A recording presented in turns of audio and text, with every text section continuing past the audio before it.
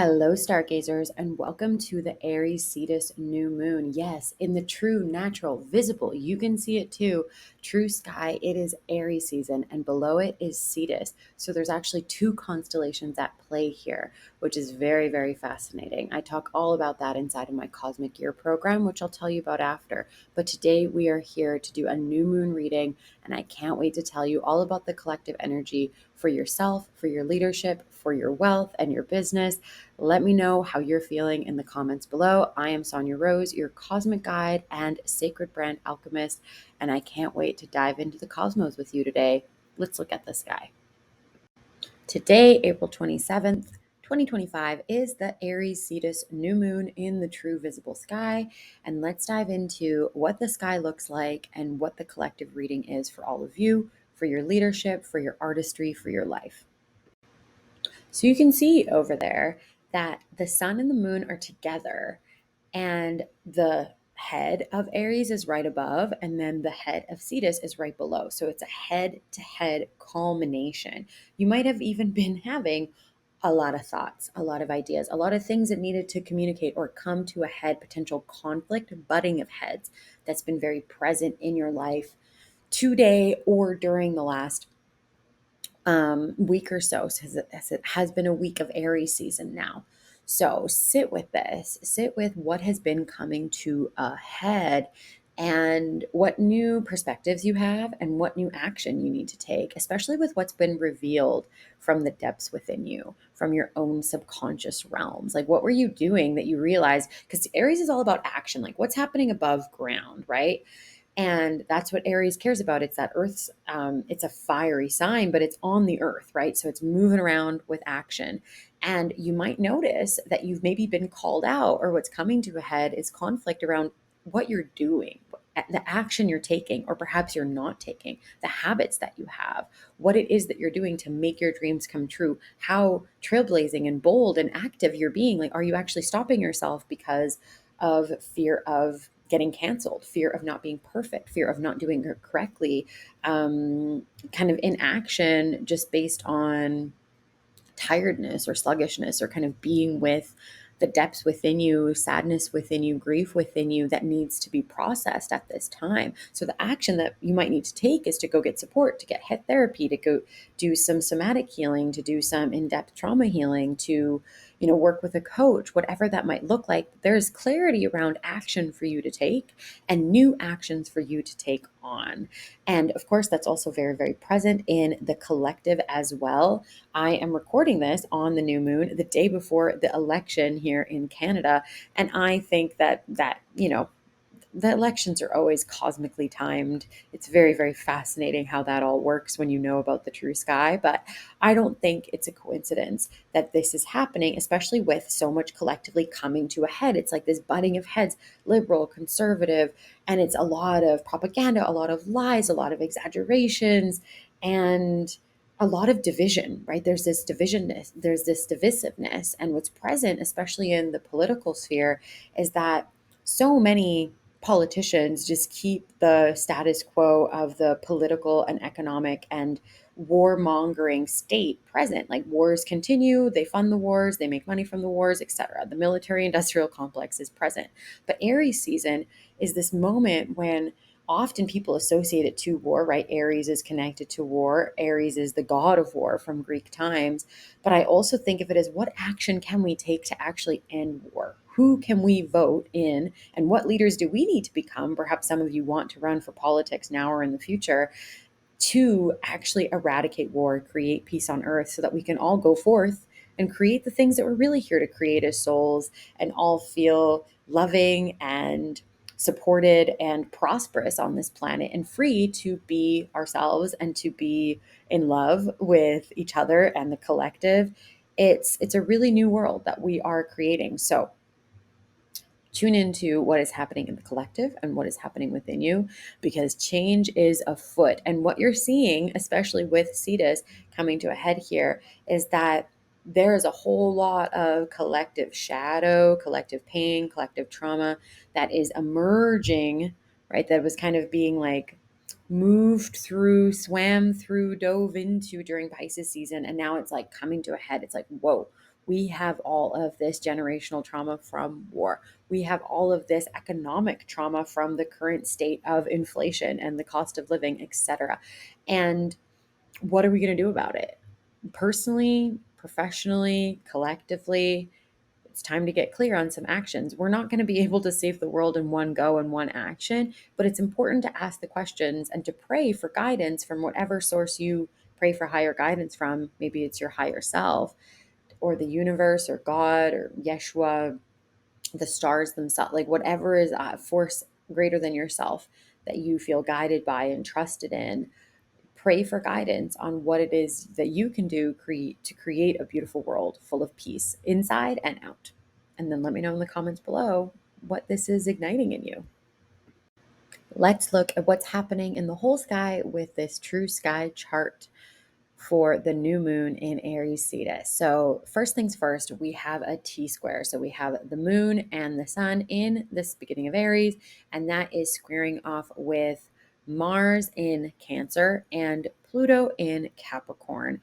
And so Pluto and Mars are opposing each other, which is an intense initiation to begin with, and then they're squaring off with the sun and the moon. So if you have been feeling some conflict coming up, if you've been having that conflict, that fight coming up in your life, especially in about your day-to-day life, about your well-being, about your work, about what it is, where it is that you want to go, where you want to explore, how it is that you want to do life, um, what you're prioritizing, what you're learning, what your hobbies are, what you're building, what you're growing, what you're kickstarting, what you're beginning with.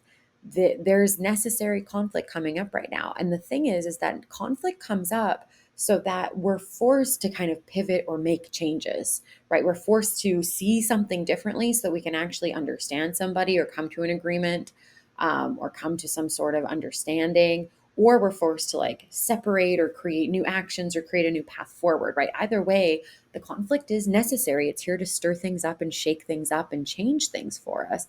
And especially when this has to do with Mars, right? And Pluto. Pluto and Mars are the two planets that, they rule Scorpio, and they are all about change and transformation. And it might feel like you are deeply being reborn, but especially being reborn through your daily practices and through the way that you care for yourself, through the way that you care for your mental health and your emotional well-being and your deep sensitivity, right? Taking all of that into consideration, right? It's kind of like the best action you can take as a student, as a teacher, as a business owner, is to take incredible care of yourself, of your well-being, of your body, of your home, of your day-to-day life, of your routine. All of that is actually how you can create more success and have more energy to move through and do the things that you need to do. And this T square, all T squares are always released in the opposite energy. And so the opposite energy here is Virgo in the third.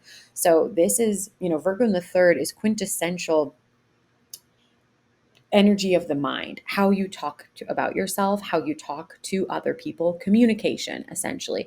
But it's also analyzing things, thinking about things differently, and thinking about them in a more grounded way, right? Not just like over analyzing, ruminating, and feeling guilty and bad and shameful of yourself, right? Not that shadowy Virgo self critique, but it's having a sense of self-awareness of your own thoughts, of your own habits, of your daily routines, of how you care for your body, and also what's coming up, what is needing to change, what is needing to transform, what needs to be kickstarted, what needs to be new. And it all starts with the way you think about it, right? Like if you change your belief and you change the way you think about something, that's going to lead to a shift in action, right? If you believe that you taking a new action will actually create a new result, you're going to do it. If you don't believe and know that that action will create a result, you're likely not going to do it. So this really has to do with habits, new habit forming, and doing something that's more healthy for you, especially healthy for you holistically, right? Not just for your physical body and for your home, but for your psychosomatic, energetic, psychological being as well. And oftentimes, my partner and I just had a fight about the dishes in the sink. And obviously, there was a lot more to it than just that. But dishes in the sink can really be an example of like, how much time are you giving to yourself to just like do the basic self-care, to give yourself a tidy home, to have new dishes to clean when you make food. It's just a matter of having the daily discipline to take care of yourself and just think about cleanliness and routine and healthy habits as self-love. And also as those habits actually giving you more energy to do more of what you want to do, because you're not sitting there worried about the fact that your sink stinks or whatever it might be. So there's really powerful energy of change and deeper alignment into health and well-being. And we do still have a Pisces stellium going on. So we have the midheaven in Pisces during this new moon. We have Chiron in Pisces. We have Mercury in Pisces. We have Saturn and Venus meeting in Pisces exactly tomorrow. And then we have Saturn in Pisces. And most of that is mixed between the 8th and ninth house. So there is a lot of depth. There is a lot of psychological processing and a lot of psychological culmination occurring at this time. So give yourself grace and also give yourself some, power to know, especially with the midhaven here, that all of this that you're working through, all the work that you do, all the trauma processing, all the deep dives, all the self-awareness, self-analysis, self-understanding, self-healing work that you do with yourself and others is helping your career, is going to push you forward, right? The self aware leader is the best leader, and a healed person, right? Trauma, and what I want to say is like trauma is passed down through generations, but so is healing. And you healing makes you a more creative artist, makes you a more capable leader, makes you a better mother, father, parent, being, contributor to society. And it's very, very important to take that into consideration and to be very kind and compassionate with yourself, and to find healers and therapists and coaches in your life that will give you that compassion, but that will also hold you to a higher standard to move forward and take action that is healthy and aligned and actually makes you feel better and feel good and feel more like you're on track with your biggest dreams coming to life. That is what the Aries new moon is all about, is actually taking action towards your biggest dreams and perhaps something that's never even been done before. So you're in the realm of fear and possibility. And it's the best place to be, but it's sure as heck isn't comfortable. It takes a lot of change, takes a lot of transformation. I know that I'm here right now myself. So I'm here with you. You're not alone. We're all in this together. This is our collective atmosphere right now. Literally, it's the space we are all swirling around and orbiting in. So let me know in the comments below what you're feeling from this. And I can't wait for this new cycle to just like really deeply shift us all in a very, very positive way. If you'd like this reading and you want to dive in even deeper into an embodiment of this season and of this new moon in your energetics and in your body, then come join my Cosmic Year program where this reading was taken from. There's a lot more information and reading in there.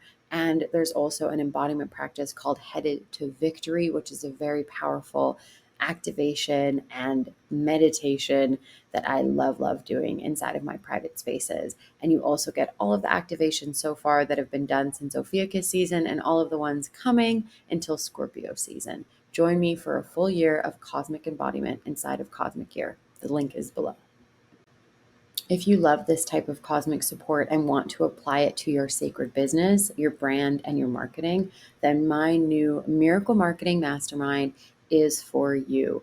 We will be diving into CMO level support of your brand, your marketing systems, your content, your website, everything you would hire a marketing manager or CMO for will be supported inside of this mastermind, but we're also going to be aligning to the cosmos and reading your astrology, your brand's astrology, your human design, your brand's human design, and providing you with guidance every single cycle that is relevant for what is happening right now and what we're shifting through, both in terms of the energetics, but also in terms of trends and shifts in the market. It's all happening. So if you'd like to join Miracle Marketing and welcome faith and miracles and the cosmos into your business, then join the waitlist below. We are opening up the sales this week for Miracle Marketing, and we start on May 6th. So join us, and I'd love to see you there. Thank you for stargazing with me. If you'd like more videos like this, it's stellar to subscribe. Hit the subscribe button, hit that like button, and I'll see you in the orbit.